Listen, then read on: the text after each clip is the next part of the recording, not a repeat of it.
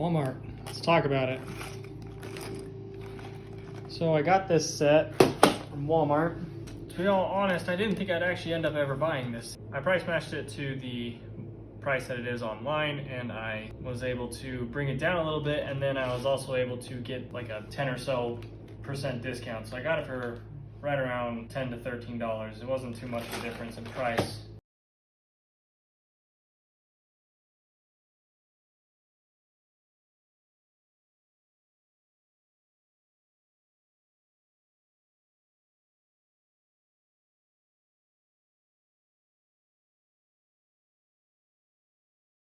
Something I found that was kind of interesting was that they had you put the top ones on and then the bottom ones on. I just found that kind of interesting. I would have probably just place those there and then put that on top, because the first thing they tell you in every Lego book is to, build it on a table, don't let it fall down, keep the pieces organized. Biggest gripe I have about this Lego set is those back orange glass pieces should have been printed.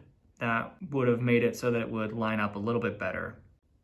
So for it being $20 at full retail price, I honestly think it's a little much. I got it for basically right around $10 to $13 because I was able to price match it on Walmart for their 16 that they had it at.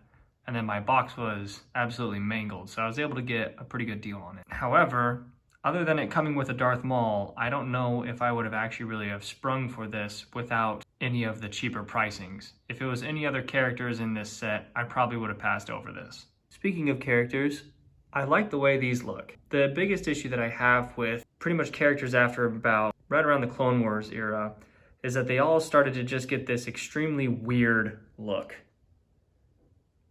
And Darth Maul, I feel, has suffered from that quite often.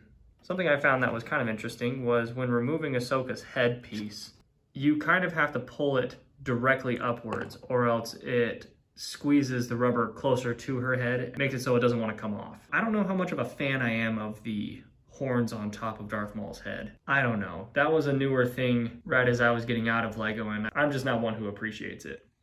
I'm sure there's a lot of people who like it, which is why they continue to do it. But I'll probably keep my Darth Maul displayed probably like that. The biggest issue that I have is that they've relied on this so much that they haven't put any kind of printing of horns on his head so you could have it either way. So I'm kind of torn between it because I think that looks better for Darth Maul.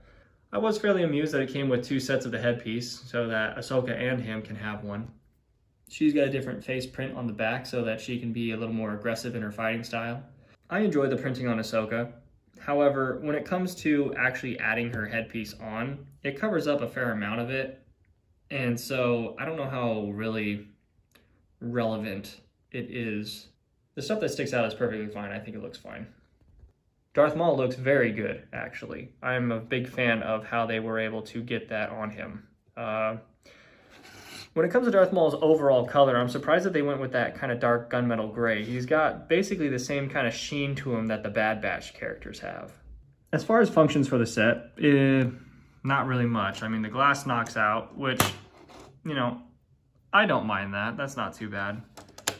It's been a minute since I've seen the episode, so I'm not entirely sure if I even remember what all happened in this one. The little quasi-carbonate freeze prison cell is cool. I tried to center it and keep it a little higher.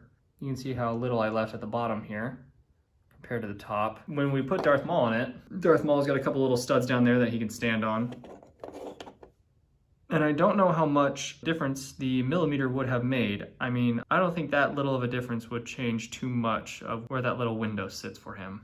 When it comes to this, I don't know if I'm necessarily a fan of that. That's about the only way that you can cleanly get that out. When you're using your fingers, it's hard to push it through. This is strictly from an adult's fingers though. I mean, I will have a harder time than kids will pulling that through. I did find it fairly interesting that this whole thing is just hollow underneath. So pretty much I just wanted to see what the color patterns would look like if they used any kind of different coloring of bricks. And it looks like they all kept to the same color palette for all their builds, other than the Mandalorians, of course.